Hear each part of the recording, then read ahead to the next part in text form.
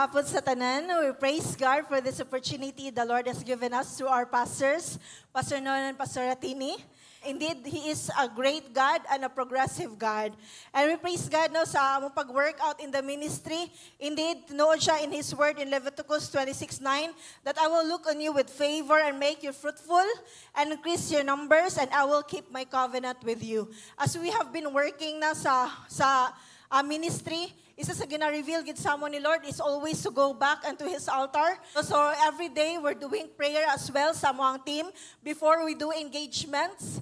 No, so every day we do that sa among office. So we gather together since naaraman sa palibot ang mga sa leaders. And aside from that, no, in Acts chapter 2 verses 46 to 47 it says there, every day they continued to meet together in the temple courts. They broke bread in their homes and ate together with glad and sincere hearts, praising God and enjoying the favor of all the people. And the Lord added to their number daily who were being saved. No, so every day we're doing ministry and we praise God na the Lord has been great, no? That every community we're going, no, nagig-harvest na ginubuhat si Lord. And every barangay, no, we praise God sa harvest in every barangay through the simbarangays. And of course, ang simbarangay, result naman siya sa tanan ginabuhat namo sa mga symbolize or even cell groups in every community. In addition no, sa tips po in the ministry, aside sa prayer, no, mga ito ang amuang daily lifestyle or daily routine ni Jubel, no? Mo to 10 to 6 a.m. no, mo na among ting work, no? Then tulog na mo, then every day dungan among synchronize among lakaw. Pag mata na mo do devotionals, then prayer sa team, then pinaka dugay 4 p.m. lakaw na miana for the ministry every day except Monday.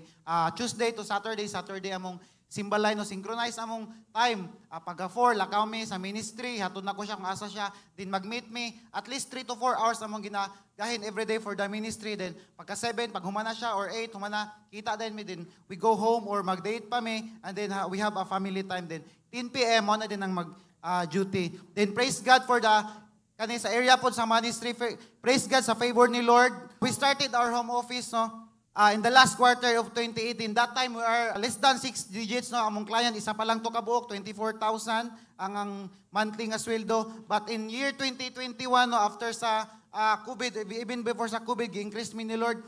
But in year 2021 diha na mo na first among million nga gross, 1 million pakpaka na to si Lord ana no. 2021 then 2022 progressive si Lord no. 1.5, 1.7 up to now no, where we are able to reach our 2.5 million gross income atong pakpakan si Lord. No, kay mo na ingon yang sayang pulong in Proverbs 4 verse 18, the path of the righteous is like the morning sun, shining ever brighter till the full light of day. Salamat mi sa among leaders, Pastor Nonong, Pastor Ratini, kay gitagaan mi mga dagko nga goals no. Gisetan mi goals karon ang giset sa amo ni Pastor Nonong, Pastor Ratini nga among mahit ang 10 million or 8 digits no, amo nang gina-pray, and I believe ihatag na ni Lord mo na nga na goal no, we set goals, we monitor our goals and we plan, and then we manage our goal. At least once a week we have planning no, kami duha once a week we have a plan, i-monitor namin asa namin sa mong goal, pila namin. But right now we have 100 computers no sa among office atong pakpakan si Lord ana. Nakabalhin na pud mi sa among office kana mo namong prayer, midnight prayer every day Monday to Friday. Isa sa tipod or isa sa mga gamit kayo in the ministry, in the family is ang team. No, kung wala mi team, dili mi nga may nga na among ministry, even sa among ministry. No, we have supervisor, excellent nga mga supervisor, and then the manager. And the lastly, among pasalamatan si Lord sa gihatag ni Lord sa among nga family no karon no. We have 3 kids no, we have 2 years old, we have 4 years old and 7 years old no. We never neglect, bisag busy mi sa ministry, we have leaders, ministry, everyday ministry, but we have always time sa among ministry, among family.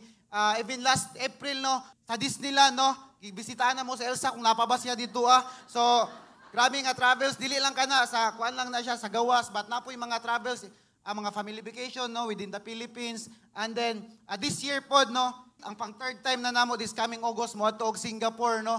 Mag-shopping na pud ang asawa dito no, apilan ko niya ana. And with that no, we bring back all the glory and honor to God.